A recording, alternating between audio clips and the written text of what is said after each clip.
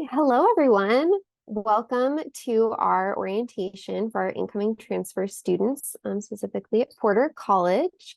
First, we're just going to go over some introductions, and then we will start our presentation to you. First off, my name is Althea Pearl Carlson. I use they, them pronouns, and I'm the Assistant College Program Coordinator at Porter College. With me here today is Kathy Cooney, the Associate Director of College Student Life over here at Porter and Kresge. Oh, look at as well as I can't hear anything. Oh no. Oh. Is your as well as Sarah Radolph, who is the Director for Services for Transfer and Reentry Students, as well as our CRE over here at Porter Kresge Redwood Grove, Tim Sannett. And I will pass this over to Kathy.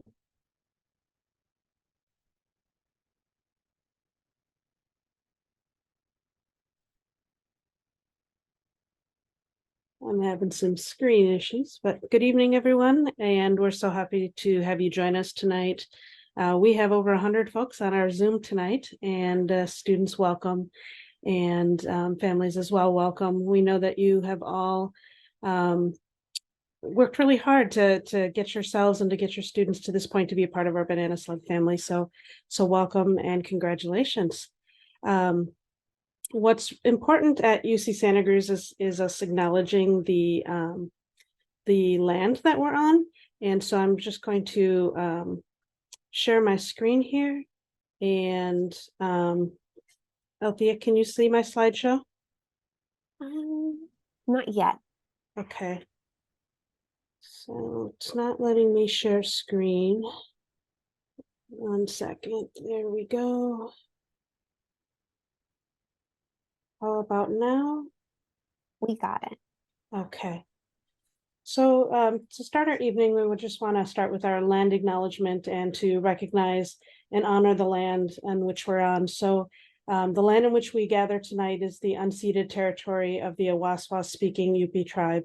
The Amamutsan tribal band, comprised of the descendants of indigenous people taken to Mission Santa Cruz and San Juan Bautista during the Spanish colonization of the Central Coast, is working hard to restore traditional stewardship practices on these lands and heal from historical trauma. And so we like to recognize and honor those folks in whose land we live in and we work upon here at UC Santa Cruz.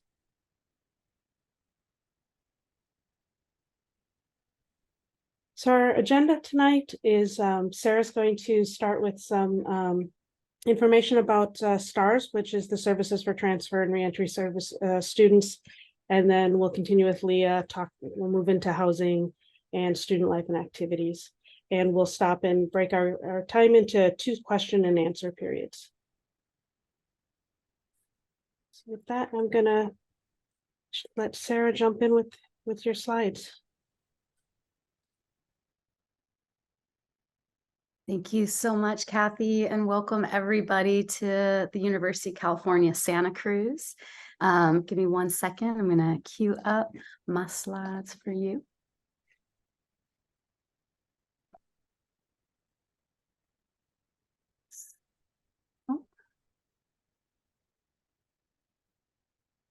Volume.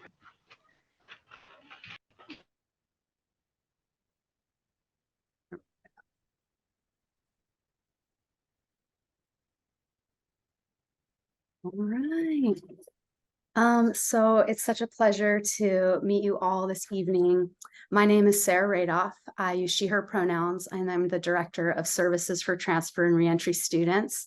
And before I get into talking about what we offer and how we can support you, I want you to know that there's a team of professionals here at UC Santa Cruz that are dedicated to supporting transfer students. So this is me with my team over at STARS. We have Joshua Solis, Janet Ceja, Francia Cruz Silva, Deshaun Keller, Viviana Alvarez, Jerry Kabila Tazan, Liz Moya, and a few other of our staff who aren't here in this video or this photo is Alexis and Isaiah as well. And we are truly here for you, dedicated to your success. So the STARS mission is to advance social mobility for transfer, reentry, and independent students by providing transformative higher education experiences. We guide students who disproportionately enter higher education through community colleges, including those who have experiences with transferring, returning to school at an older age, military, being parents, foster care, homelessness, incarceration, or family trauma. We offer culturally relevant advising and mentorship programs, and we actively remove systemic barriers in order to create access, to cultivate belonging, motivate persistence, and nurture wellness. So who do we serve at STARS? Well, first off, we serve you, transfer students. One of the #1 questions we get is, how do I sign up for STARS? You are already signed up. You belong to us if you are a transfer student, and you will have access to the services we provide. We also support Peacer Scholars, who are student leaders from our 13 regional community colleges. We have our Cultivamos Excelencia Scholars. We have special programs and initiatives if you're from San Jose City College, Hartnell, or Cabrillo. We support reentry students. So that's, are you a parent of children of any age? Are you an undergraduate, 25 years or older? We also support graduate students who are 29 years or older, or maybe you took a break from UCSC for 4 or more years during your educational journey. We support veterans and military connected students. We also support Renaissance Scholars, and those are folks who have experiences with the foster care system, homelessness during childhood, a toxic, violent, or unsafe home environment, ward of the court, emancipated minor, or orphan. We also have a program for formerly incarcerated or system impacted students called Underground Scholars. So what do we offer? We have community resource centers. So we are currently at the heart of campus on the 2nd floor of the Baytree building, and we have a huge student center that's just for transfer students. We have a coffee bar there. We have couches to lounge in, a spot to heat up your food, a place to kick it and study and just connect with other transfer students. We offer a lot of transitional support programs. We have a mentorship program. We do welcome programs. We have scholarship programs specifically for reentry students. We have basic needs supports. We have a food pantry, a personal care pantry in our lounge over at Baytree. And we offer a lot of different summer transition workshops, just like this one. We offer supportive relationships. We're going to host events throughout the year. We have spaces for you to kick it. We have counselors who are very committed to you as an individual. We don't just see you as a number over at STARS. We see you as a person with your hopes and your aspirations, navigating an institution of higher ed. We're going to help you. We have a lot of peer mentorship and leaders who are here to support you as well. We have ample student leadership opportunities. You can look to us for jobs and internships, and we can help make referrals to student clubs or get you connected to other opportunities across campus. And a big part of our identity at STARS is really advocating. We partner with students to remove the institutional barriers that transfer students experience.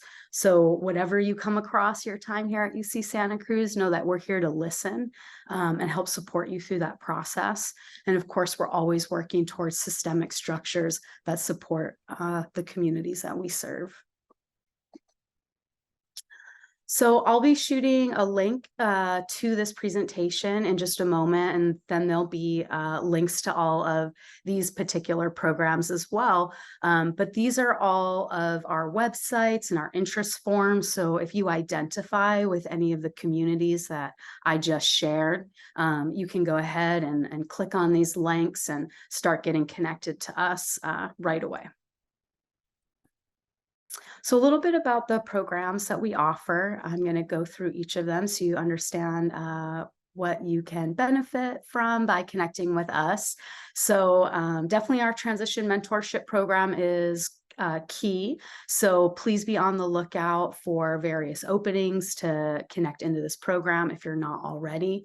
But essentially, we have a program coordinator, we have a lead transition mentor, and 5 transition mentors, and they're here to really provide that intensive ongoing support and connection for you all the way through this summer, fall quarter, and all of next year. There's so much to learn, so many resources, so many opportunities to connect to, and so many concerns and questions that come up for folks. And so this is an opportunity to get one-on-one support from another student who's also a transfer student. And we will really provide that holistic support. We're going to reach out to you in this program before you even know you should be thinking about something. We're like, hey, you should be thinking about this, to help you keep on top of things. And we get together as a community as well, so you can meet other folks who are participating in the program. Kresge 25, if you haven't heard of it yet, this is an amazing 2-credit course that you can take. It's designed just for transfer students to really help you connect into all of the opportunities that the research university has on offer, and also navigate some of the challenges that are common for transfer students, like starting with your upper division coursework, transitioning to the quarter system, getting connected in research and leadership opportunities. This class is a chance to work with a graduate student who would be a mentor to you and help you connect all of your goals to concrete plans that you can accomplish while you're here. Space is still available, so feel free to enroll if you're interested, or you can ask me questions about that class as well. Cultivamos Excelencia. So if you are transferring over from San Jose City College, Cabrillo, or Hartnell, we are currently running our summer transition program, so you might be connected in with that already. If you're not, that's all good. You can connect with us once you get here through Cultivamos Excelencia. We have a research scholars program where you can get paid research opportunities for 2 quarters with a faculty member. Our personal care and food pantry. I mentioned a little bit about our Stars Lounge at Baytree. We're really committed to your holistic well-being, not only your academic, but your basic needs as well. And so you can pop over to Stars at any time and have access to some of these free resources that are really just designed to help you, save a penny and, put your money towards your education, things like that. And so feel free to drop by anytime. We have all kinds of personal care items and also food items as well. Our reentry scholarship program. So throughout the year, if you are an undergraduate student who's 25 years or older, a student parent, a student veteran, or someone who's had a 4-year break in higher education, then you'd be eligible for special scholarship programs that we offer through STARS. In the fall quarter, we offer the Sylvia Miller Scholarship, where you can receive up to $2,000 a year for your first year. At winter quarter, we will actually be launching another reentry scholarship program. And then in spring quarter, we have our spring where you get to ask for specific funds to do a project or an opportunity that you've been thinking about. So things that are really common are people will request money for maybe a laptop or summer session tuition, to study abroad is really common. Some people will ask for childcare. It's really anything that you need to help support you with your educational goals. Also on the lookout, in addition to our reentry scholarship programs, we are going to be launching for the first time this year a scholarship program for transfer students. And it's going to be modeled really similar to our spring reentry scholarship program, where you can request funding for a project or a specific need that you have. Our resources for parenting students. So it is not easy to not only go to college for yourself, but if you have children and supporting their education as well. So student parents can be any age. So this includes students who are freshmen or sophomores or graduate students as well, in addition to our transfer students. And you're eligible to sign up for our student parent emergency gift FlexiCard plan, which is essentially entrance to a certain number of entrances into our dining halls, or you could get a meal card to like a delivery from a restaurant like Chipotle or something like that, just to help you save time, you know, when you're studying and feeding your kids and everything like that, just a little something extra to help you out. We also advise and support the student parent organization. We offer internships, and we really try to help our parenting students navigate different institutional processes or barriers that might come up if you have kids.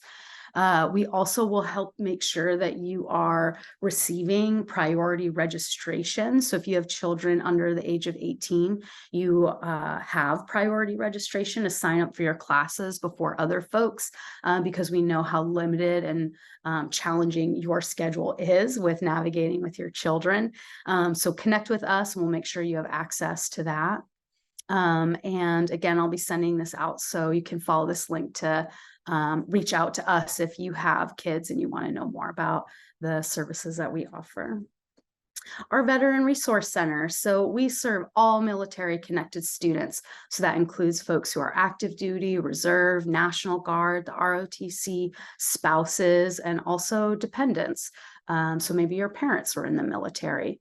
We provide peer advisors, we have community and social events, computers and free printing, free snacks, of course, and coffee, and holistic advising with our veteran program coordinator.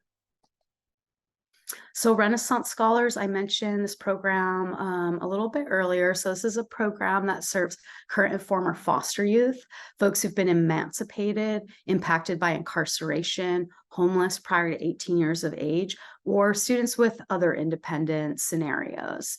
And so services we provide there is academic counseling and personal counseling. We do a lot of advocacy.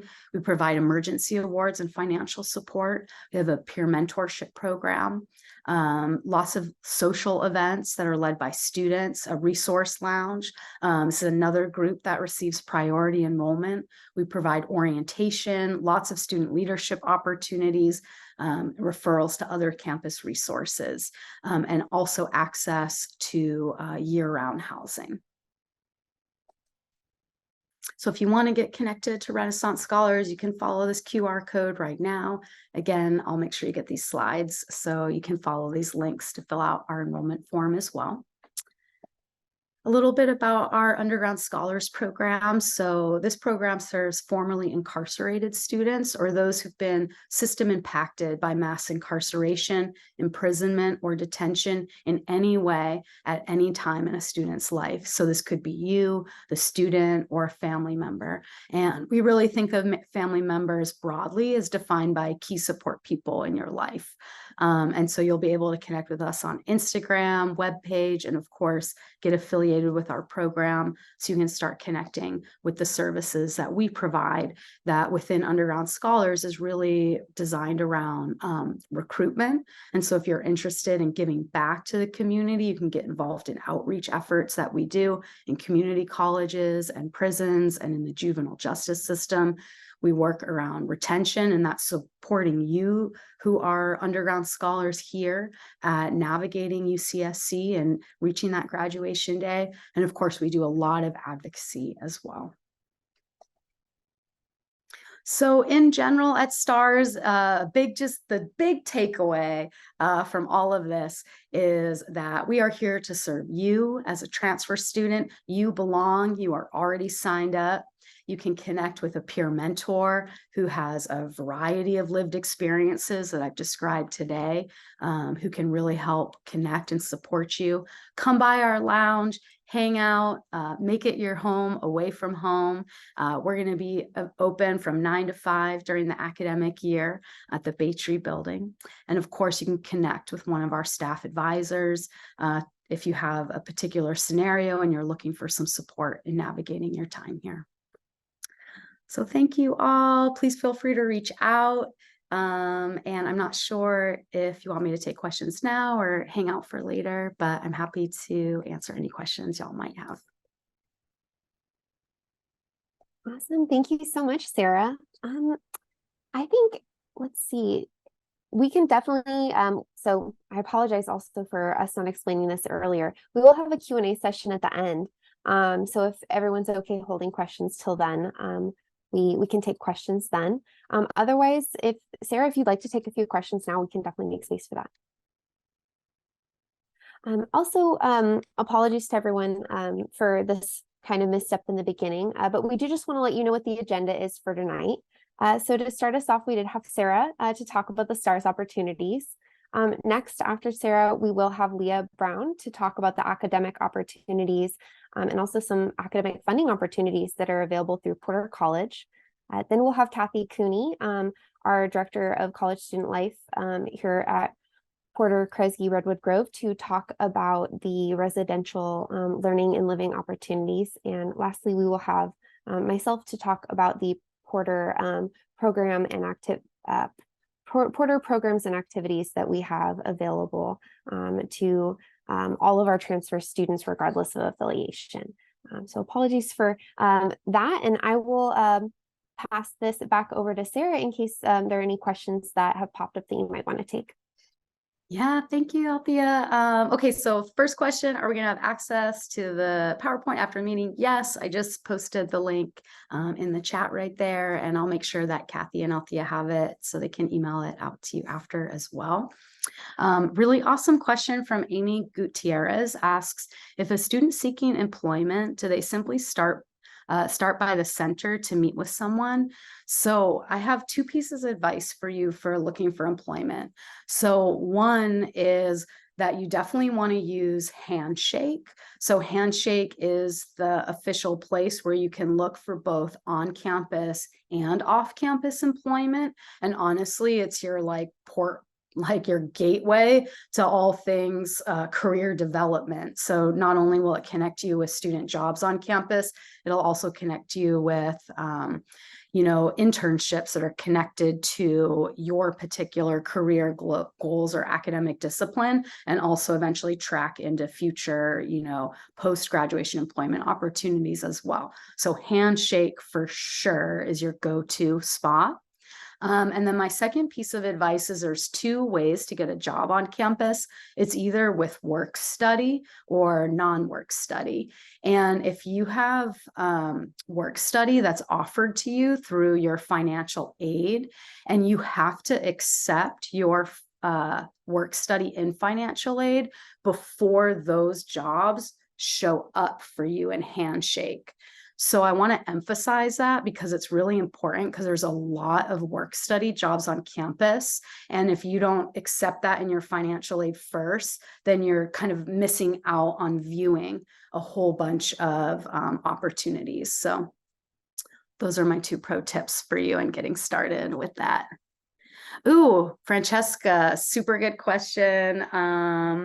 And Vanessa, what's the difference between work study and non-work study? So essentially work study is when it's included in your financial aid. So it's comes through that, and it gives you, essentially the government is paying for like half of your salary, and then your sponsoring department pays for the other half of your salary. So from a student perspective, it essentially, what it does is a lot of departments participate in the work study program because it helps them create more job opportunities for students. So I'd say that's probably the biggest impact for you. And then like a non-work study job basically just means that the department's paying your salary 100%.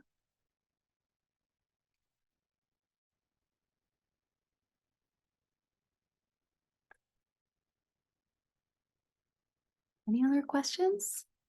Oh, one thing I can share, since y'all have questions about getting a job, which is once you get to campus, there's going to be a really important event to attend. So on September 27th from 10 to 12:30 in Quarry Plaza, Career Success is going to be holding an on-campus job fair. And so that's a place where you can go and kind of meet folks who are hiring and start trying to get connected to work right away. And then you can come to the event that we're having at STARS right after, which is our open house on Baytree from 1 to 4.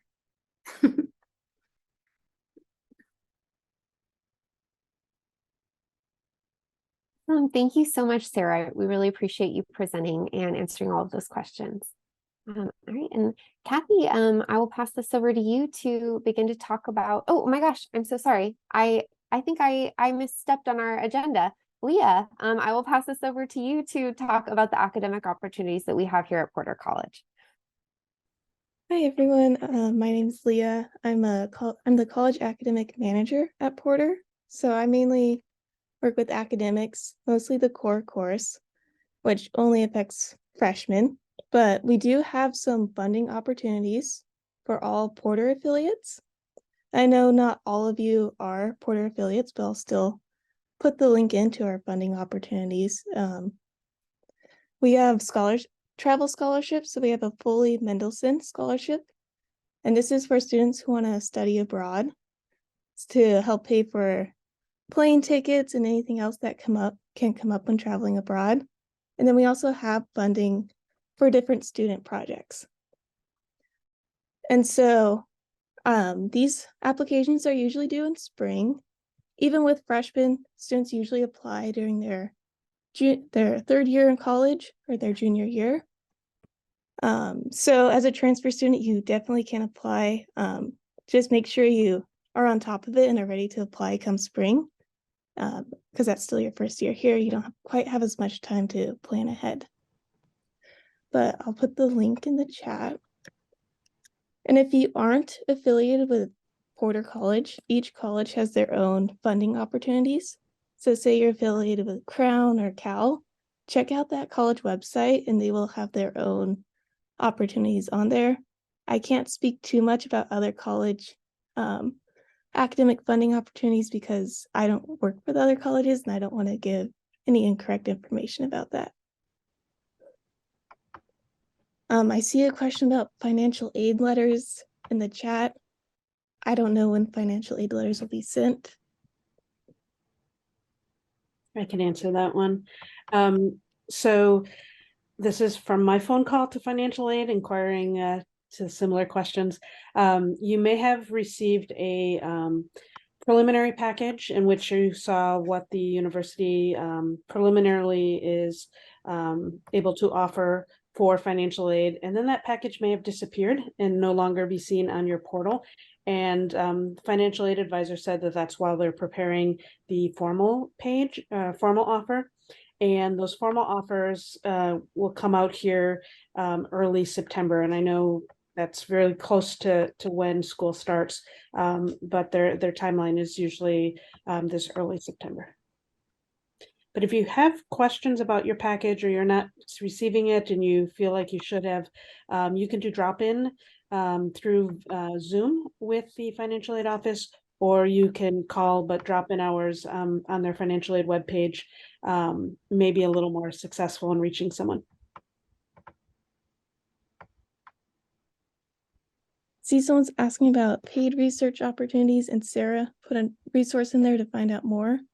Porter also offers grants for students who want to work on research with another faculty member.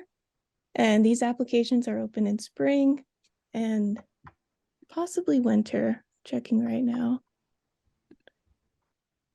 So the applications are due the first day of spring quarter. And for this application, students will write an essay and have a faculty member co-sign on it and support their project.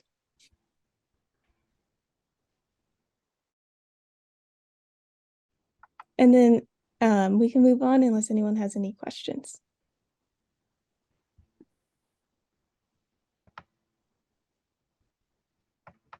Awesome. Well, thank you so very much, Leah, for letting us know about the academic opportunities here at Porter. And if there are any questions, definitely feel free to drop them in the chat, anyone, or we will have a Q&A again at the end. So now we will pass this over to Kathy Cooney to talk about residential life here at Porter. So if you're someone who may be living off campus, but so you're thinking, do I need to stay for the rest of this call? We do encourage you just to learn a little bit more about some of the opportunities that we do have to get involved in the student life here at Porter College. We love and welcome our transfer students, and we really would love to have you involved. So just a little heads up, and I will pass this over to Kathy.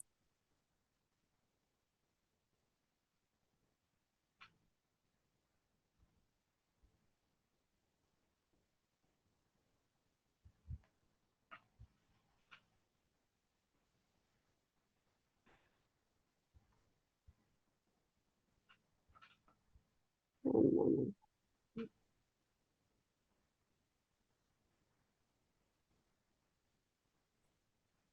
Okay, can you hear me and see my slideshow? Perfect, okay. So first I introduce myself, and then I'm going to ask Tim, one of our other housing staff members, to introduce himself. But my name is Kathy, and I'm the Associate Director for College Student Life here with Porter College, the transfer community at Porter, Kresge College, and the Redwood Grove. And my role is more administrative, although I do meet with students and work with student needs and with the staff that more directly serves students. I do work with the student life and housing side, as well as student conduct and crisis management.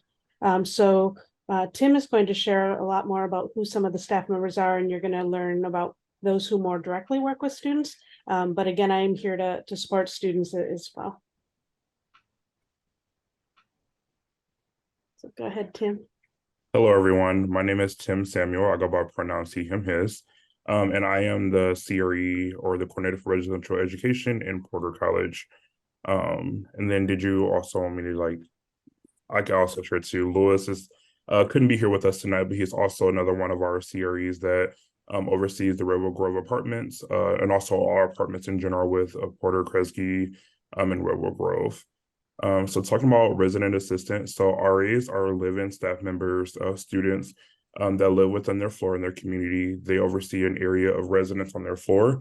They are considered the first personal contact with your students that are living in the community, whether that be dealing with crisis management, dealing with roommate conflict, building community, or getting connected with other resources on campus. The RAs are a really great resource for your students to be able to reach out to.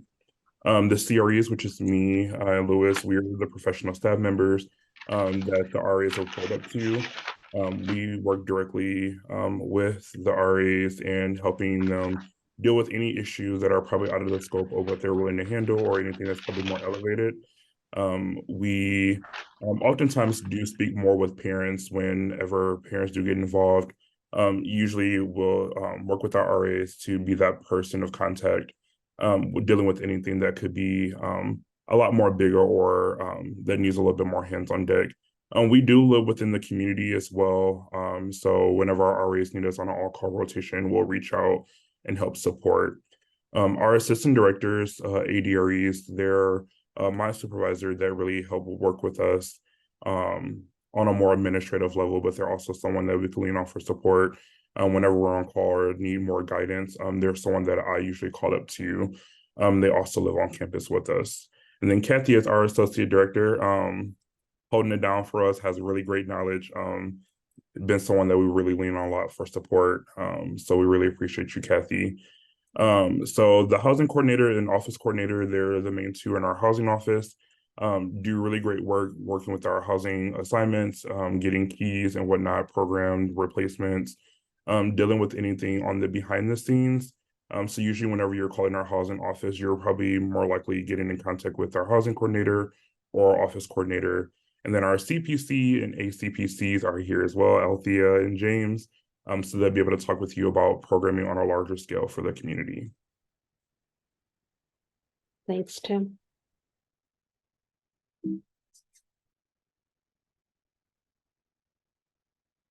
Oops, there we go. So some of the information I'm going to share is about resources on campus before we get into the nuts and bolts about housing. For those of you living on campus, I know that's some of the information you're most excited to learn about. But there's some key pieces of information that I think are really important for folks to know about. And that being around well-being and safety and security, because your well-being while you're here on campus is really important to us. And so we, besides the staff members that Tim mentioned and shared a little bit more about, we have some other resources on campus here to support you. Our Residential Community Services Program, or RCSP, are professional staff members who work within the college from 7 p.m. to 3 a.m. And that is a small team of 3 or 4 folks that work in rotation. So you'll get to see some of the same folks on a regular basis. And they're here to ensure, buildings are locked, that things are secure within the community. If you need a escort to walk across the college within our zone, they're happy to do that. They're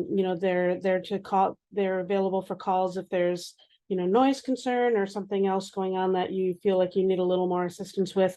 And for some people, the most important piece is they are your locksmith along with the RAs should you get locked out after hours. They'll help you get back into your room. We also have campus notification systems similar to reverse 911 in your communities. The first one is Cruz Alert, which is emergency based. If you're getting a Cruz Alert, it usually means something that's more urgent in nature. And also Slug Safe, which is a non-emergency notification where it's usually focusing on some type of campus impact, but it's not risen to the level of an emergency.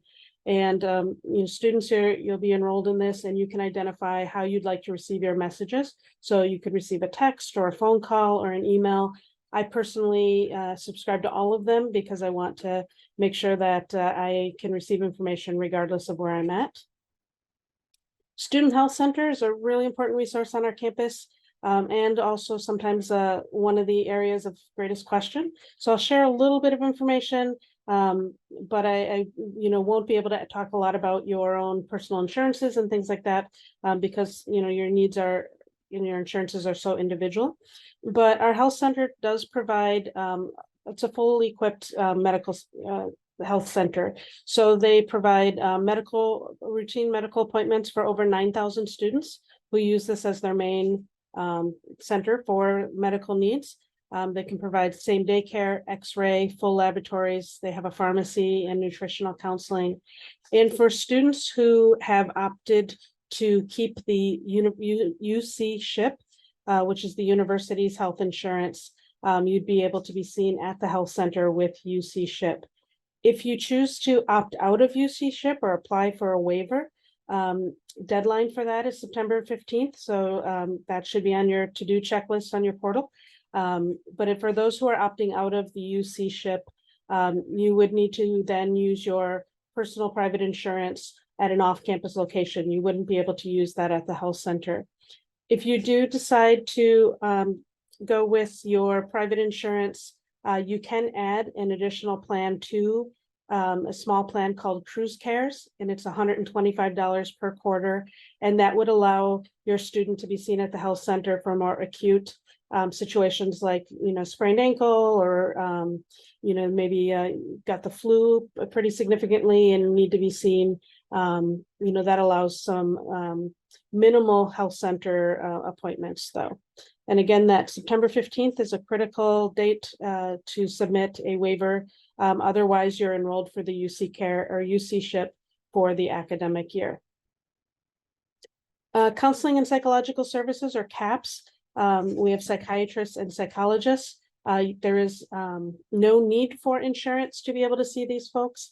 Your fees that you pay to the university are already covering the cost and the inclusion of CAP services. So one thing to note about our CAP staff is they do brief counseling. So that's usually a small number of sessions. And for someone who would like to engage in longer term counseling, what the counseling or CAPS webpage has is a list of providers within the community to help students find someone that may fit your insurance or fit the area that someone would like to work with. And then the other new this last year is the Campus Mobile Crisis Unit. And we're really excited about this program. All UCs will eventually have it. We were one of the first to have the Mobile Crisis Unit. And those are professional trained staff members who will work. They're not full 24 hours yet, but are here on campus for significant periods of the day to attend to crisis in which a student may be experiencing a mental health crisis or just need a little extra support. And those staff members are able to meet with the student, meet them where they're at, and be able to talk through what they need in the moment. So for some students, it might be needing to figure out how to make an appointment with someone for CAPS, or just to be able to talk through their situation, or maybe enter into a longer term care. And so those folks can help navigate that with our students. And then just as a FYI, we have our own fire station on campus. The city of Santa Cruz has a station. It's staffed 24 hours. And we also have a police department that's also staffed 24 hours. Santa Cruz Fire Department tends to be our first responders.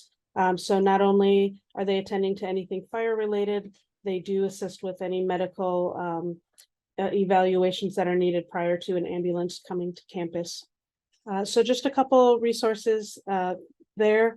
There's so much more to say in terms of offices that can help support you academically. And we have over 200 clubs and organizations. There's a lot here for you as a student. And so we really encourage you to seek out the staff members, seek out Althea, seek out Tim and their student leaders to find connections to these resources, because you've already paid for them in your student fees. So we really want to encourage you to get connected and to have as much support around you while you're here at UC Santa Cruz. We also have what's called our blue lights and phones, and you might see these throughout the campus.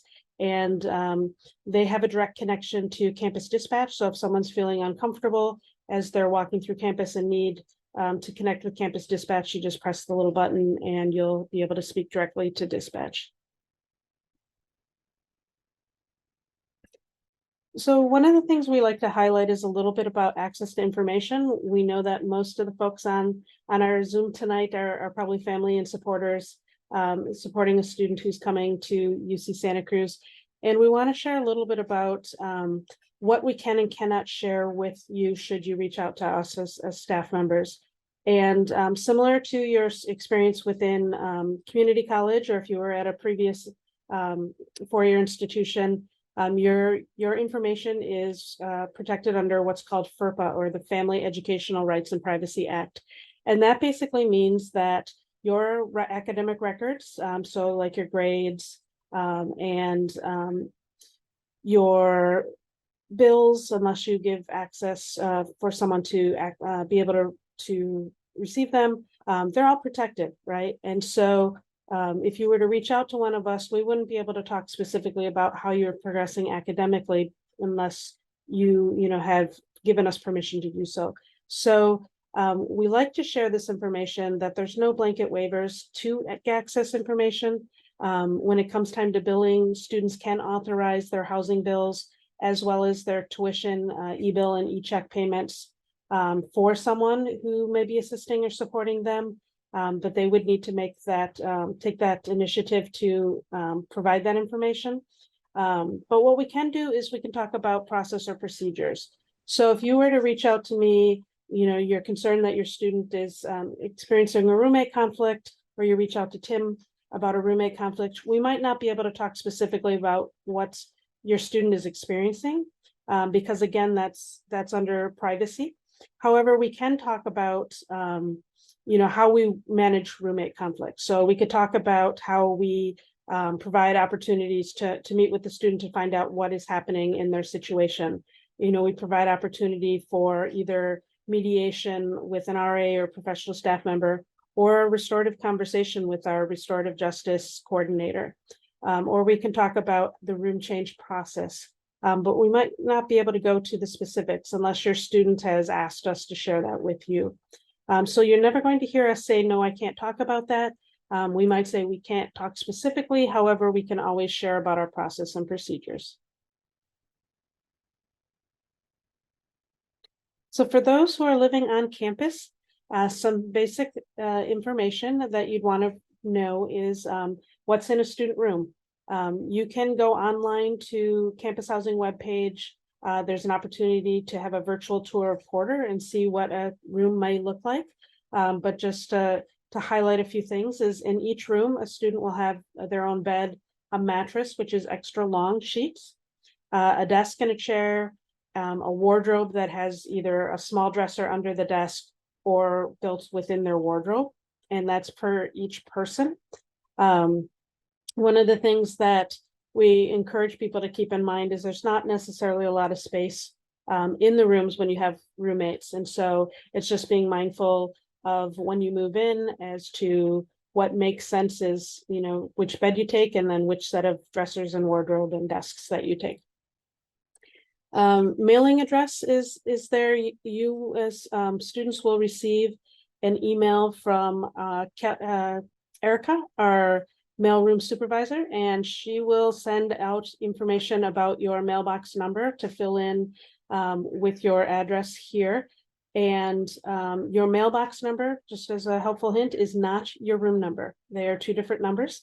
So you'll want to make sure you're using your mailbox number and not your room number when you're ordering packages. We have limited space to be able to store packages. So we ask that folks wait if they need to send something in advance to just do so a couple days before arrival. I think last year had about 16,000 Amazon packages and other packages that came to our mailroom. So lots of ordering, which is great, but we just want to make sure we have enough space to be able to accommodate those packages as people move in. The link under what to bring highlights some things that we suggest. It's not all inclusive. But it gives you an idea of some things that might be helpful to bring, and then it also identifies some things not to bring. Sometimes students will want to bring a microwave or a mini fridge, and that's absolutely fine. We encourage students to talk with their roommates to see if they're interested in sharing the microwave or mini fridge, because one of the things we know is there's not a lot of space in the room. So 3 people showing up with 3 microwaves is not going to probably work in their space if they're in a triple. There is a company that rents to UC Santa Cruz students, and it's called a micro fridge unit, and it has a microwave and mini fridge combination. And you can rent that for the year. And I believe we're going to drop that link in the chat here. But a couple things as you're planning and packing. Hot plates or open element appliances are not permitted in any residence. However, if someone is living as a transfer student in the Redwood Grove apartments, they can have an air fryer, Instapot, toaster oven in the apartment only. These items are, we can't have those items in the residence halls because they're considered fire hazards for that type of space. If your student is living in Redwood Grove apartments, they will share an apartment with either 5 or 6 other students, and they will be in either a single room or a small double room and have a common living room, kitchen, bathroom, showering area. And all of their furniture like table and chairs and couches, etc., are supplied for them. I know students have not even moved in yet, and we're already talking winter break and move out, but we want to provide these dates so as you plan ahead and plan for their return or travel, you will know when the breaks are. Winter break is a time in which students are not able to stay on campus. So between December 16th and January 5th, students will need to leave campus, whether they go home or travel or stay with friends. Our campus does close during curtailment, and even staff have to leave campus for that period of time. So should your students be done with finals before December 16th, they're absolutely welcome to leave earlier than that. But the 16th through the 5th, they will need to vacate their living space. Fall break and spring break are included in the housing contract, and students are welcome to stay during those times. We may have limited services on campus. However, they are welcome to stay for fall and spring breaks. And then the last thing is on June 15th at noon is move out day. A little bit about campus dining, and this too is great for both our on and off campus students. So if you are an off-campus transfer student, you too can add a dining option to through the Get app, which is an opportunity for you to bring to add flexi dollars, or it's basically like cash on your account. But our dining options that we have are 5 campus dining halls, 1 per sister pair of colleges. We have numerous cafes, coffee bars, and restaurants. We have a couple markets that sell items like toiletries and laundry detergent and dry goods and milk and eggs and things that your students may find helpful. There's one located at Porter, which is super convenient for our students, and it's right next to the dining hall. Students can also add Flexi Dollars, whether they live on or off campus, and some of the off-campus partner businesses or the Grubhub can be used at Grubhub in local restaurants as well. And there's 3 types of meal plans. There's a blue slug points, which is the minimum plan if your student is living in the residence halls. And the points per quarter is basically a point is equivalent to $1, and it's a declining balance. And if your student has started with a meal plan that is maybe too much or too little, they can always increase their meal plan or add points to their account, but they won't be able to reduce their meal plan until the next quarter.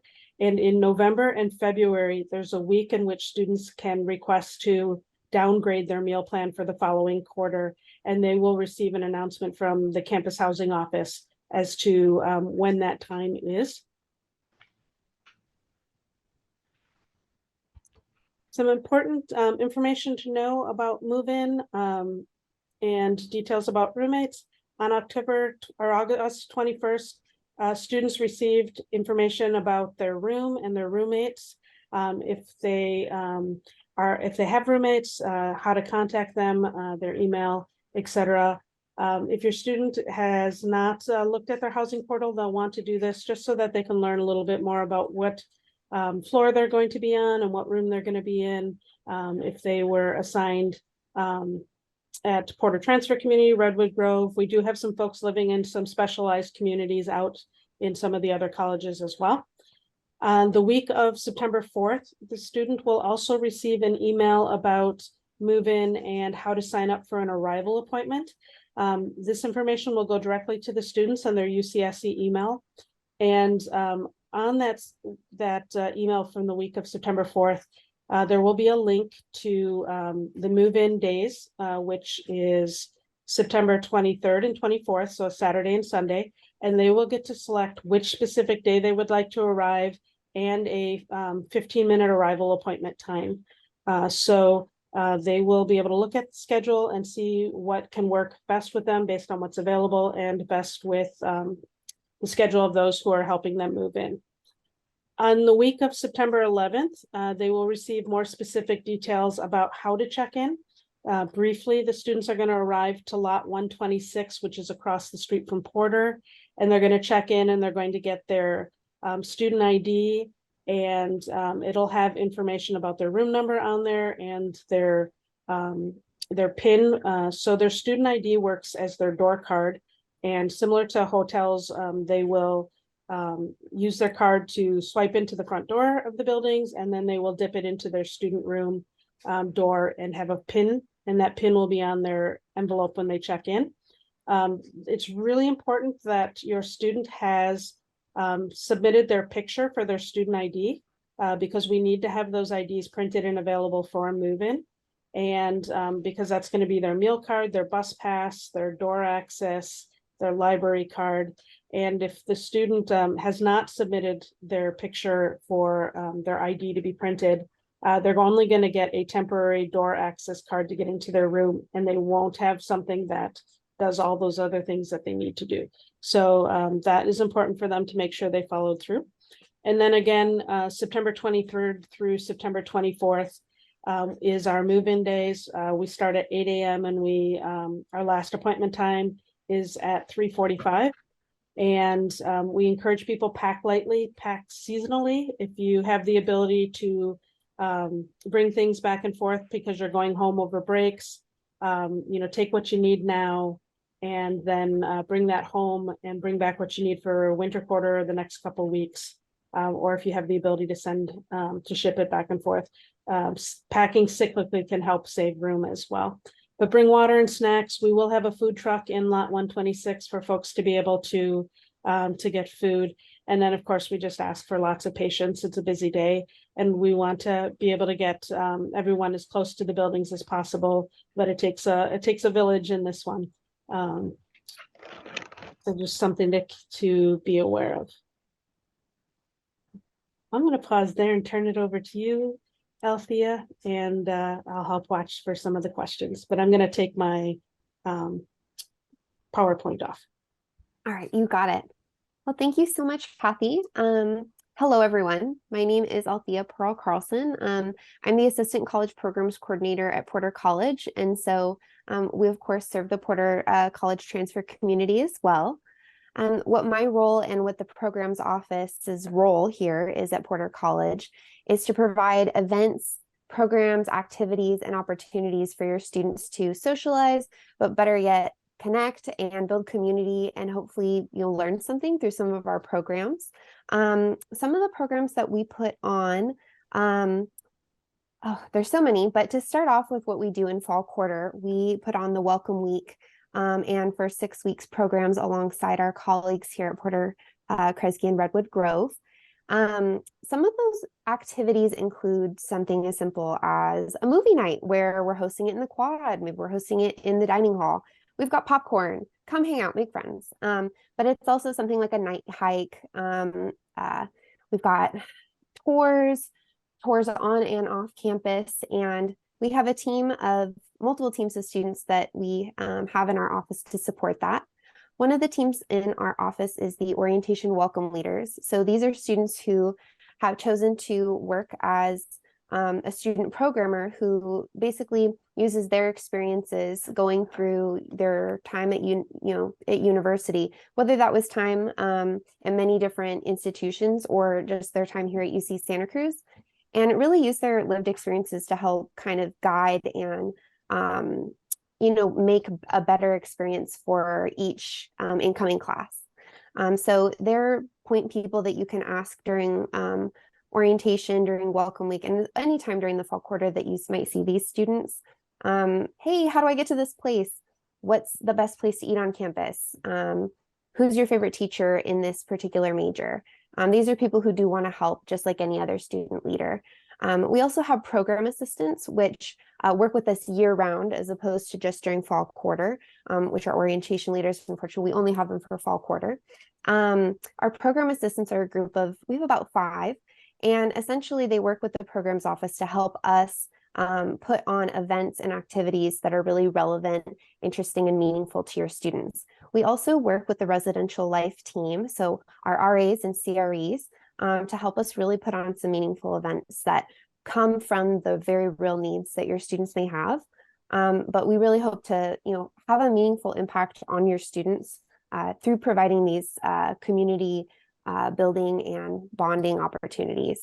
I know for myself, I was a student at Porter College many years ago, and I think, I don't mean to put you on the spot, Leah, but I think you also were a student here at Porter. Woo! And yeah, I was a transfer student too. Yes, if you have anything to speak on, I want to definitely open it up. Not right now, necessarily not trying to put you on the spot, but if anything comes up and you want to share, your experiences are super valuable.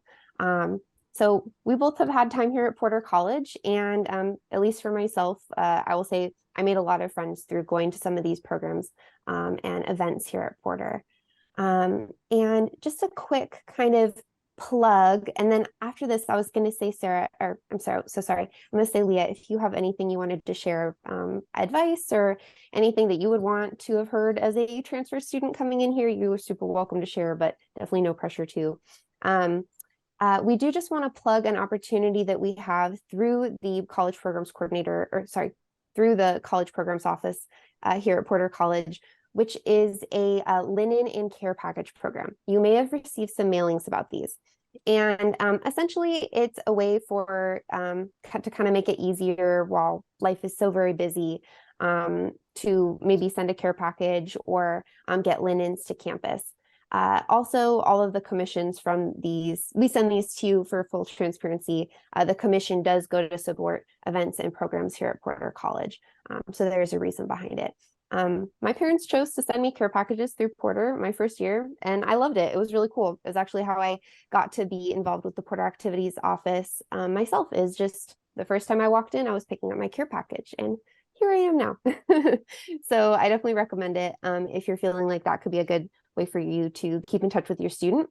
But as just for the parents, family, and supporters out there, if there's any way that you want to stay connected with your student that you kind of know is important to them, whether that's sending them, you know, their favorite candy in the mail or writing them a letter, that's always appreciated. And, you know, it's always welcome. So personal connection is awesome, but if it's a little bit tight in terms of time and energy, our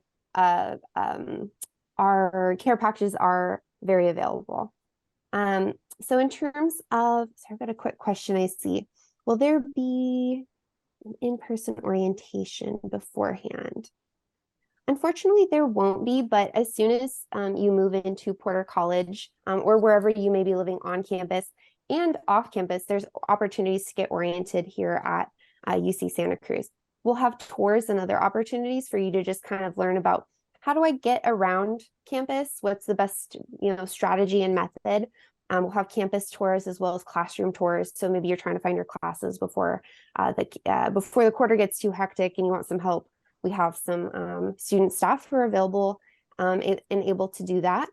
In addition, we will have, let's see, there will be some required Zoom sessions that you will have to go to as you're starting this off, and that'll be available to you, to my understanding, through the Canvas portal that you get through orientation.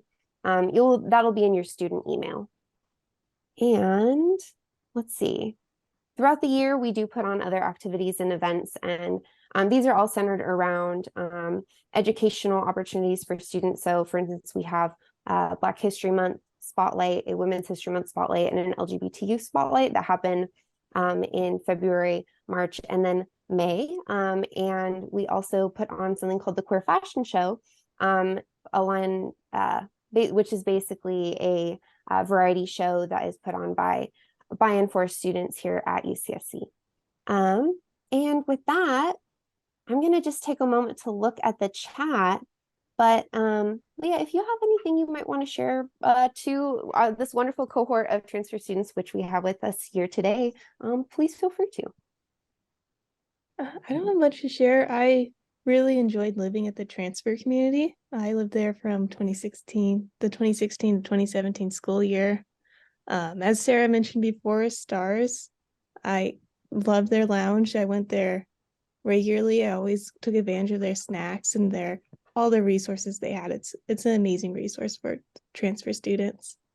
And something I remember someone told me right before I started was just get started on whatever you want to do as soon as you can as a transfer student, because you're going to be here for 2 years. So you don't really have a lot of time to kind of wait to start talking about research or look into some of the grants and other scholarships that are available to you. And then before Althea, I wanted to point out one question in the chat. I think it was from Justin. Justin was asking, if someone's affiliated with Carson but living at Porter, do they attend events at both colleges? That is a great question. So you're welcome to attend both. That's kind of the cool thing about living in the transfer community at Porter, but being affiliated with a different college, is you really can attend any student can attend any of the events going on at all 10 colleges, but you're really encouraged, if you want to get to know your community of affiliation or your college of affiliation. So let's say, you know, you are affiliated over at Crown. Crown puts on awesome events. I would definitely go check some out. But if you wanted to get to know some of the folks here at Porter, we also have events for that too. So it's really kind of maybe where you want to get to know folks. I'd recommend both and kind of just, you know, enjoy all that is UC Santa Cruz. Thank you so much for pointing out that question, Leah. And thank you for sharing your experiences as a transfer student. And yes, all that hype for all of our incoming student class, I'm sure, is very appreciated. Awesome. Well, over here in activities, I'd say that's the big breadth of what's going on.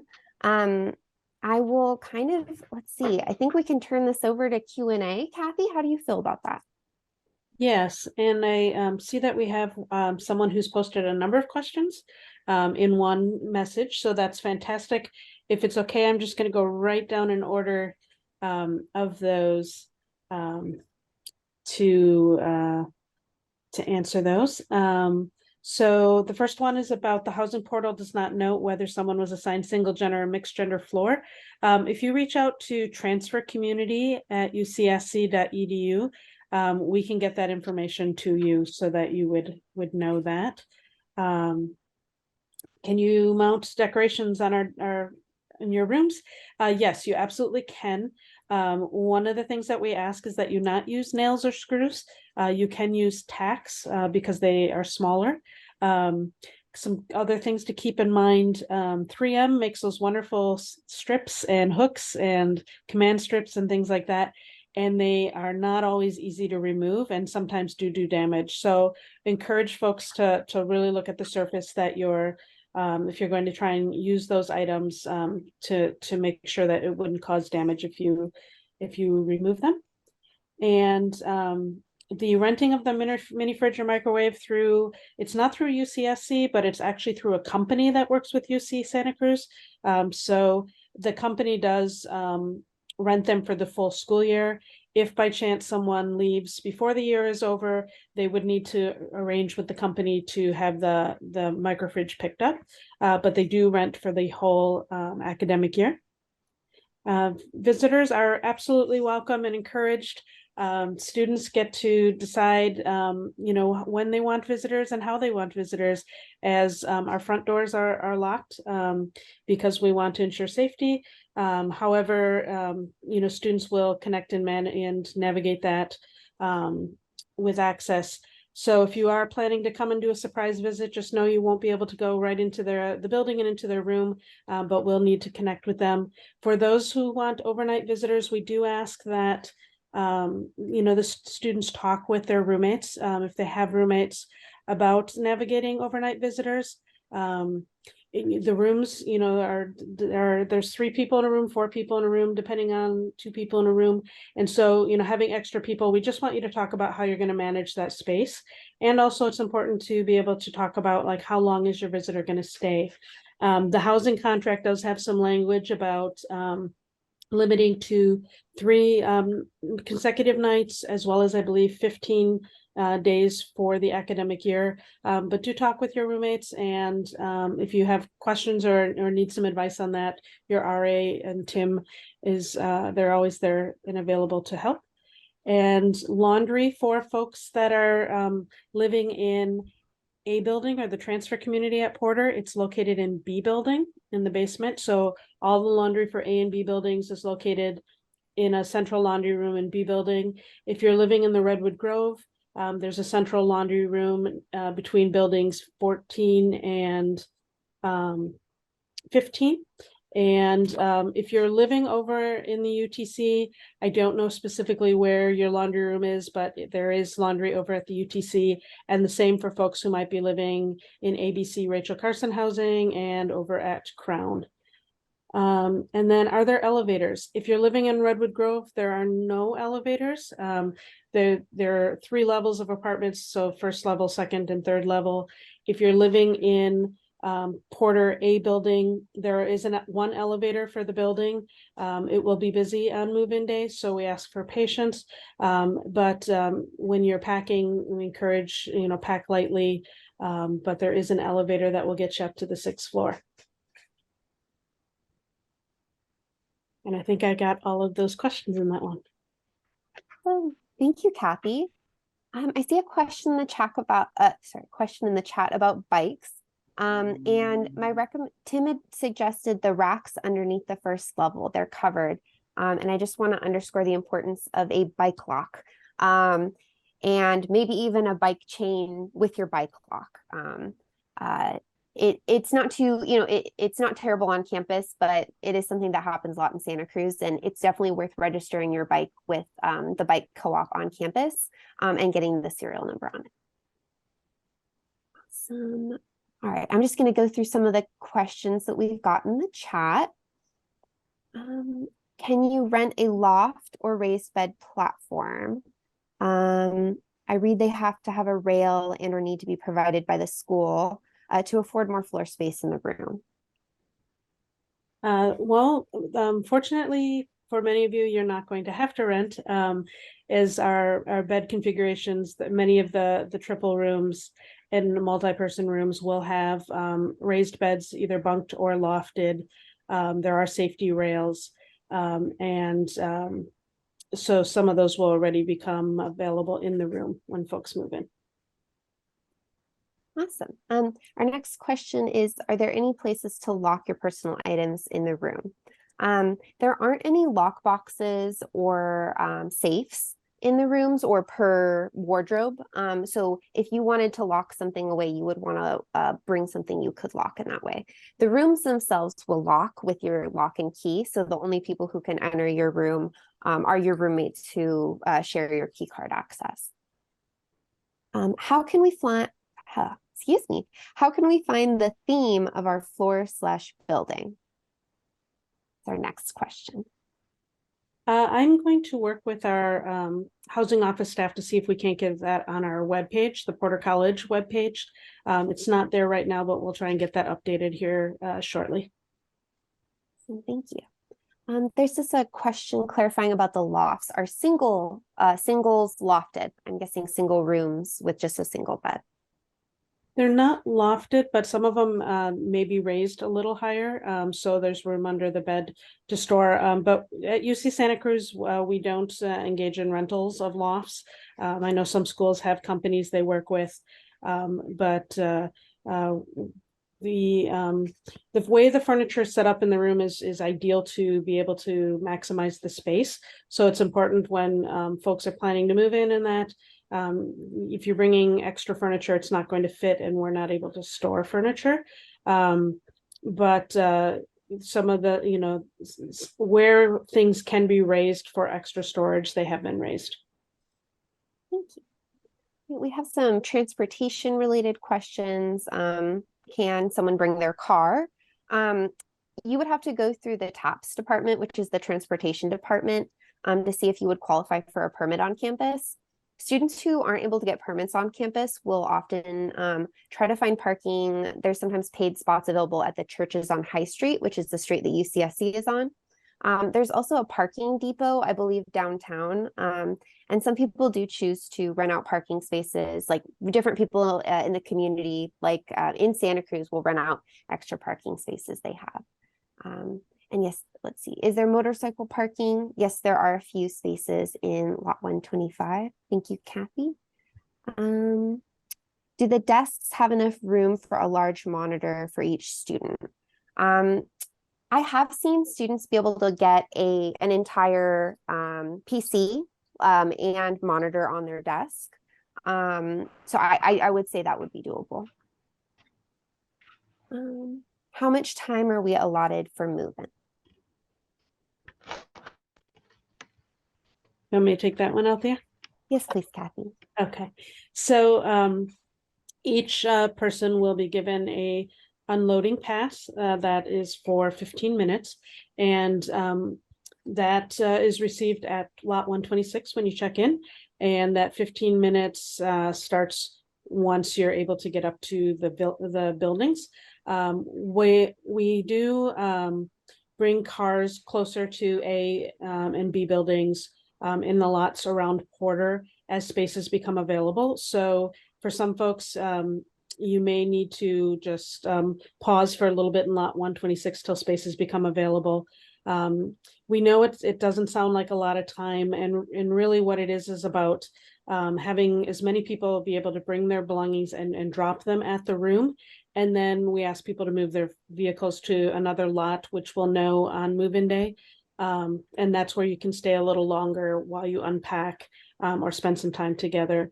And so when we all work together on that, then we're able to get more families up closer and more quickly to the buildings to unload. Thank you, Kathy. Do double rooms have a bunk bed or twin beds? Some double rooms might be bunked, but most of them are likely to have the beds on the floor. All right, just moving through some more questions. We've got one of the suggested items is a laptop lock. Is there something to attach the laptop lock to in the dorm room? I would believe so. I believe the desks, they're basically how they're set up from how I understand it is there is, something you could get it around. Another good place for the laptop lock is if they're choosing, they're in the library or a study center and they want to walk away for a second. And all of the study centers and libraries, there's good places. I've seen people use laptop locks in those environments as well. Let's see. How do students get to the airport? Is San Jose the closest airport? San Jose is the closest airport. It's about a 45 or 50-minute drive with no traffic. And you could either take public transit, so you can take every student as part of their UCID. Their UCID is a Metro pass. Woo, Santa Cruz Metro. So we love taking the bus here, and the lovely thing is you can take a bus from UC Santa Cruz to the Metro station, take a bus from the Metro station, take the 17 bus from the Metro station to the Diderot station in San Jose, and you're almost there. And some people also choose to, there are Ubers that will take you, or Lyfts if that's, something you're trying to do. They will come here and take you there. Are triple roommates bed on floor or bunk beds? From my understanding, there's typically a bunk bed and then one that's lofted with the desk underneath, whereas the bunk bed one, those two desks aren't directly next to the space. But that configuration, to my understanding, may change slightly depending on the space. Is it easy to get to BART? Now that we have a San Jose BART line, I think it is. It's a lot easier than it used to be in the old days when there wasn't one. So that would be the same thing. You would take the public, if you were taking public transit, you could take it into the Diderot station, and from there you'd be able to get to the BART. I've actually done that within the last year or so, and it was very doable. Let's see. For housing, what is an RH single room? It's a one-person room. Residence, RH stands for residence hall. Awesome. Is there a space in the shared bathroom for personal belongings? Yes, there's typically cubbies where you could put your belongings into. Some people choose to keep their things there, some don't, but there's space available. It's not lockable space though, to be clear. It's not like a locker like a gym would have. Will the links from the Q&A be posted somewhere? A lot of useful links. Yes, we'll go ahead and get the links posted, and something James and myself, my colleague James Blaine is the college programs coordinator. Unfortunately, he wasn't able to be here today, but he's all around Porter College, and your students will see him very often. We will work together to get that on the college website. Let's see. How many students share each bathroom in the A building? And I guess this question we could say is like per hall, assuming there's 3 halls per floor. I guess am I right in that there's 1 bathroom per hall? Awesome. All right. Well, you've got 1 bathroom per hall. So I'm not sure how many dorm rooms that is per hall, but when I lived in the dorms, there was always a bathroom or a shower stall that you had available.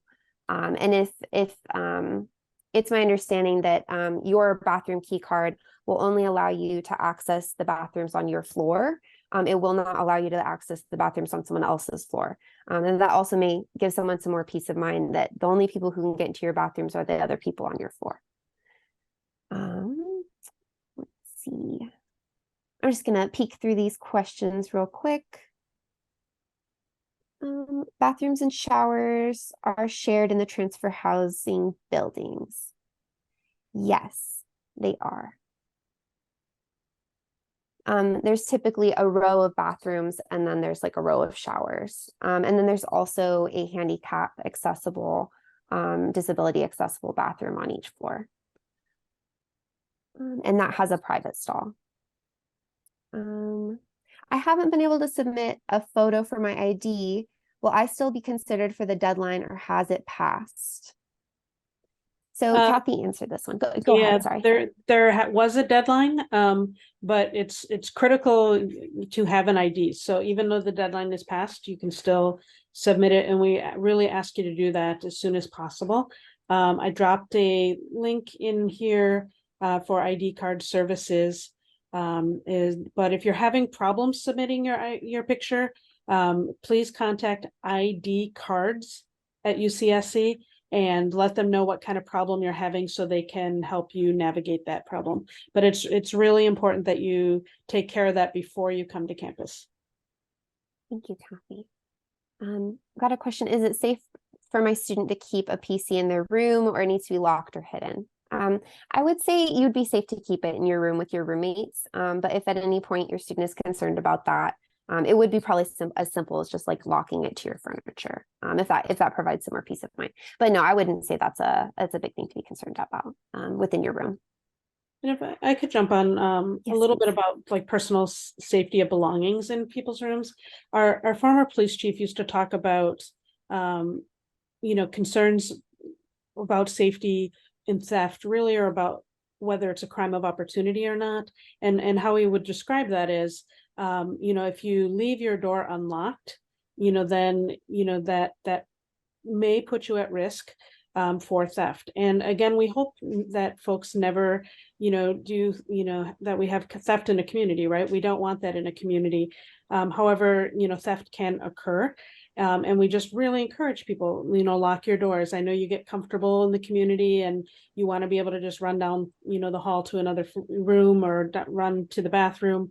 But, you can, just takes an easy card dip to unlock your door. The other piece is, don't let folks into the building that you're not familiar with. And that just is about looking out for each other as a community. In terms of statistics, by law, campuses are required to publicize crime statistics for their campus, and it's called Clery. And if you were to go to the campus police department's webpage, you'd be able to find, or Google UCSC Clery, you'd be able to find that information about the campus.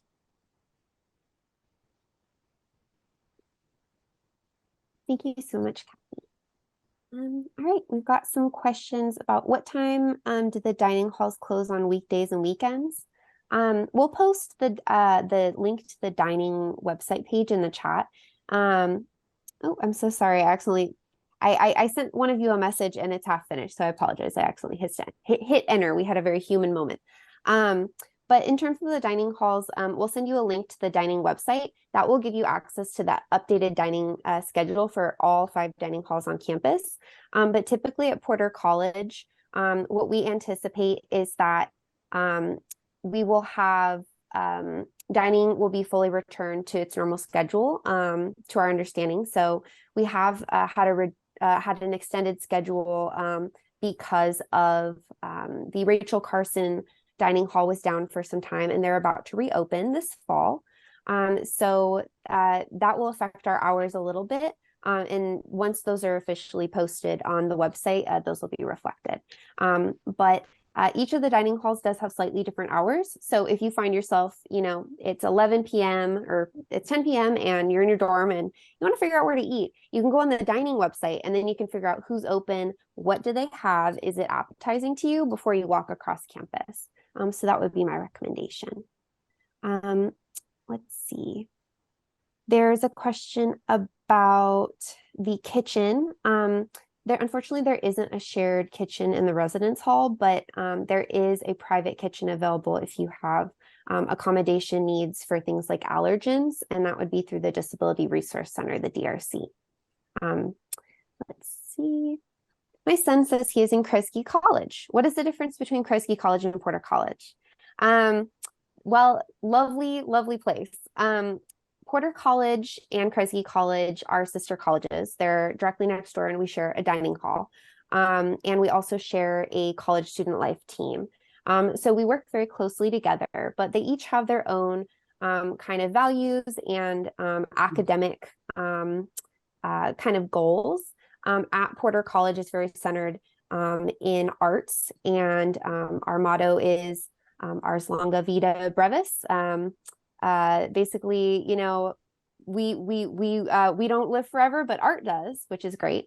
And Kresge has its own motto. Kresge actually is named Kresge because of the Kmart family who gave us funding long ago to build Kresge. So a good way to learn about Kresge College, kind of knowing that you may be living in Porter College, would be to go to attend some of the events and opportunities that may be put on by the Program and Activities Office over at Kresge College, just so you can kind of get to know Kresge and what they have to offer a little bit. It has a really awesome history and has, we actually have all of their, in the Porter Kresge Dining Hall, we have the these portraits of people who have performed at Kresge Hall long ago. So if you find yourself in the dining hall, that's a really cool little thing to check out. Let's see. If students use their own medical insurance, are there urgent care facilities or doctors nearby on campus? There are a few urgent care facilities in Santa Cruz and nearby. One that's very close to campus is the Sutter Health urgent care. I've been there. I got great care. So that is available, but I would just recommend researching some of the providers in the area and just double check that your insurance is taken there. All righty. Let's see. We've got a question. Let's see. If a student is covered under a parent's family plan, opted out of UCSC medical insurance, and something happened that required on-campus medical evaluation, is it paid out of pocket? And Kathy provided a great answer. Your student would need to seek medical attention off campus if they are under the parent's plan. Cruz Care can be added for $125 a quarter for acute medical attention. All right.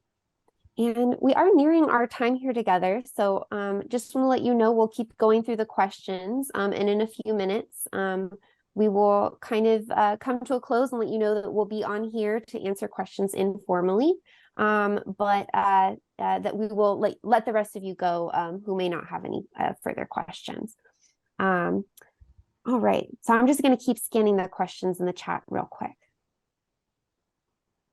Let's see, we've got some questions about room dimensions. Unfortunately, room dimensions aren't available and layout plans aren't available. It's just so different per room that it's not really something we can provide. But something I would recommend if you're curious is a lot of students will post tour videos of their rooms. Some of these, are from a few years ago. So I wouldn't say it's, a guarantee, oh, I have this room, it's going to be set up this way. But it can be a really good way to get an idea spatially of what to expect. And what to bring.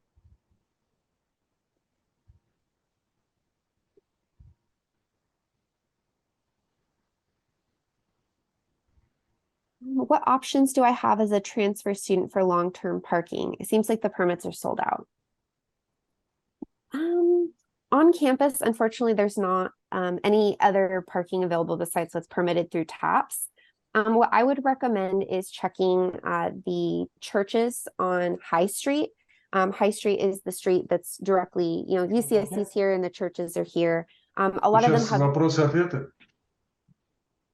Sorry? Go ahead. Oh, go ahead. So I would recommend to go through the churches, see if there is any available. If there aren't, you could try to check places like Facebook Marketplace, other public posting areas where someone might be offering to rent out a parking space that they have available. Additionally, the city of Santa Cruz does offer some permitted parking, and there's certain depot lots where they have available. So that would be my recommendation. And I wish you the best of luck. Electric tea kettles allowed in rooms? Oh, no worries. Yes. Okay. Are electric tea kettles allowed in rooms? Yes, absolutely. But what they need to do is be all enclosed, right? So we can't have any exposed elements where, if something landed on it, it could start a fire. So those tea kettles that are all inclusive should be fine. And do power outages happen often? I wouldn't say often, but they do happen. And usually it's because folks have plugged too many things into one outlet. So if you have the refrigerator and your computer and you turn on the hairdryer, you're likely to blow a circuit, and we'll have staff go on and flip the circuit breaker for you. But you may need to unplug some things depending on what you're plugging in. On that note, are there any, is there any sort of cooking appliance that one should not bring into their dorm room? Yes, air fryers, Instapots, toaster ovens, and hot plates are for items in particular. Thanks, Kathy. We've got one question. Are we allowed to bring 2 cars when we move in? The move-in letter that you're going to receive will let you know that we can only accommodate 1 vehicle. So that will be in your move-in letter. And also it will tell you the dimensions of the size of a vehicle we can accommodate. So large trailers, mobile homes, etc. we're not able to accommodate. So it'll give you the dimensions on the vehicles. Awesome. Great. Well, if anyone has any further questions, myself, Kathy, Tim, and Leah will be on for a few more minutes, about 5 more minutes after this. But I just want to thank you all for coming to this meeting, coming to this orientation. We're so excited to have you all here at UC Santa Cruz and at Porter College in our transfer community. So we're so excited. Good job. You've done an amazing job getting this far. Pat yourself on the back. You've done amazing things to get here. And we wish you the best. We're so excited to see you soon. So we'll stay online if you got any questions, but otherwise we hope you have a lovely evening. Thank you so much. And we'll see you in 3 weeks. Oh my goodness.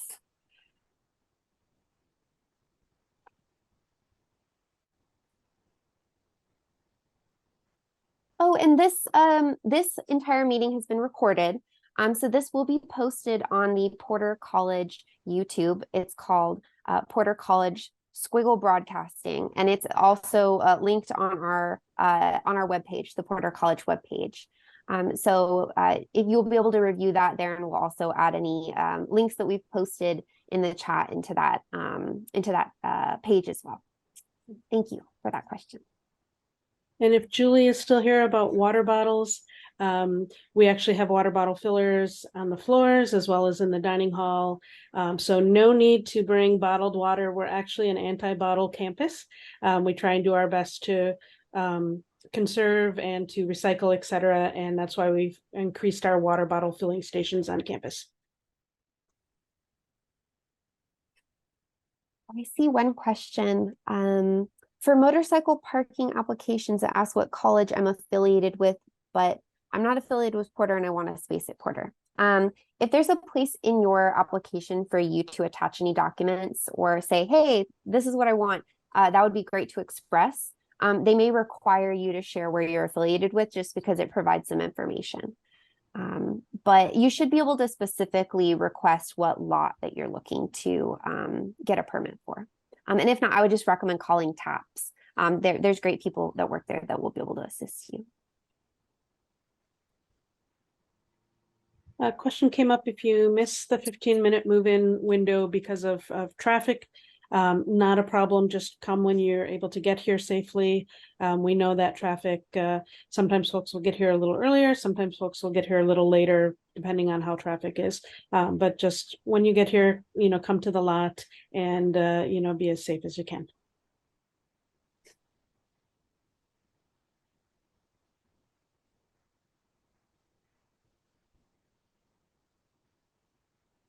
A question, do you have to reserve specific times to shower? The answer is no, you don't. It's available to you, to my understanding, 24 hours, Kathy? Yes. And so, yeah, the bathroom and showers are available 24 hours. I would recommend, like, if you have a specific time of day you want to shower, maybe just get up a little bit. If it's the morning, get up a little bit earlier, just because, while everyone's kind of getting into their flow and their schedule in the hallway.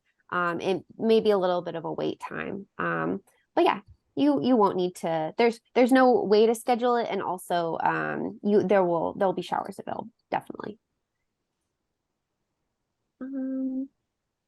Let's see. Can a student have a UPS in room to keep laptop or PC alive for a few minutes to save work in case of outage? And it's like a surge protector that's battery powered. So this would be like, if I'm understanding, if this is like an electric battery that would be providing like a backup battery for your device, that would be allowed. As long as there's nothing that could be conductive in the same way that like a hot plate would. In terms of surge protectors, I recommend surge protectors for everybody. Definitely all good to have surge protectors. Always good to protect your investments that way. How easy is it to get to the bus and VTA, and can you use your student ID on a bus/VTA pass? So to get to VTA, you will need to go over the hill and take the 17 bus to get to the VTA system in the Bay Area. The bus system we have is the Santa Cruz Metro system. It'll take you all around Santa Cruz County, even up into Bonnie Doon, Watsonville, wherever you want to go. And essentially that will be your student ID card. And you just show your student ID card to the driver, and you make sure you don't cover your sticker. Sometimes they'll ask to see your sticker. Basically your sticker validates what year that you're currently registered and enrolled. And that's all it takes. So it's fairly easy. And basically there's bus stops at Porter College. There's bus stops at every single college. On campus, there's a loop bus, which is the UCSC TAPS provided bus system. And that will get you, it's basically a shuttle and it'll take you all over campus. There's also the Metro buses that'll take you off campus. So both of those come to the same bus stops and they're both available. And the shuttle buses are always free. And don't require you to flash your student ID. A question about the motorcycle parking and all the other parking related. We'll really need to refer you to the TAPS office, Transportation and Parking Services. We don't work with parking at all and don't know how many passes are sold or when they're sold out or different things like that. But they should be able to answer those questions for you. You, Kathy. We have a question. Are students under 21 housed with other students under 21?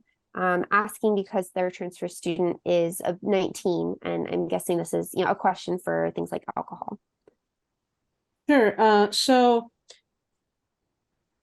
students, I'm just trying to think when we run the allocation. I don't know that we specifically are matching up ages. But we do have, I would say the majority of our transfer students are between the ages of 19 and 21. We do have a number of folks who are older than 21, but a lot of our transfer students living in will be in that age range.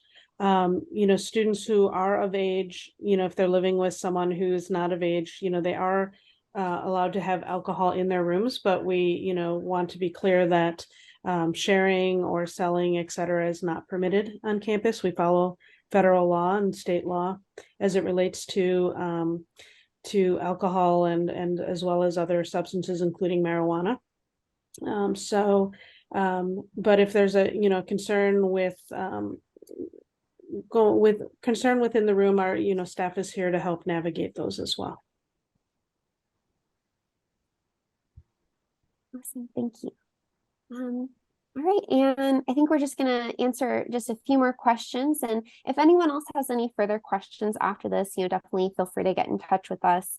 Our information is all available at the Porter College staff directory, and we can also put it in the chat in just a second. All right, I see a question I got an email about a Kresge 25 class for transfers only. Would you recommend I take the class if I'm already full-time?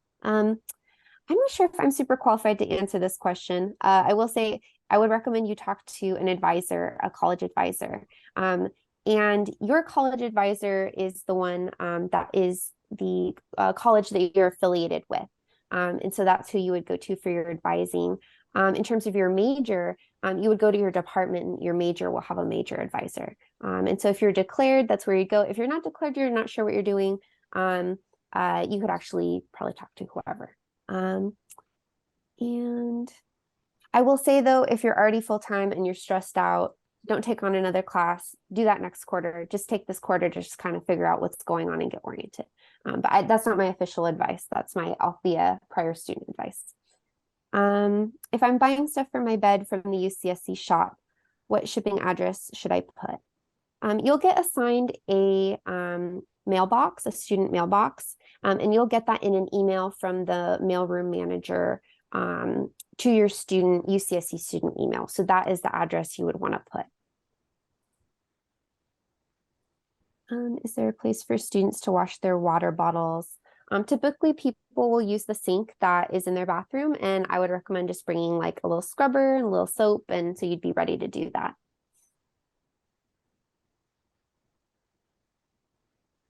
Yeah, Kathy had some great suggestions about Kreisky 25. It's a great class with super helpful information. It receives really high reviews by transfer students, and it's 2 credits, so that could be super doable. Definitely look into it. Awesome. Well, I think it looks like those are the last of our questions that are trickling in. So I think we'll be wrapping up this meeting. So thank you all for coming to the meeting. Thank you all for all of your lovely questions, and we're so excited to have you all here soon. So thank you so much. Have a good evening, everyone. Good night, everyone. Goodbye.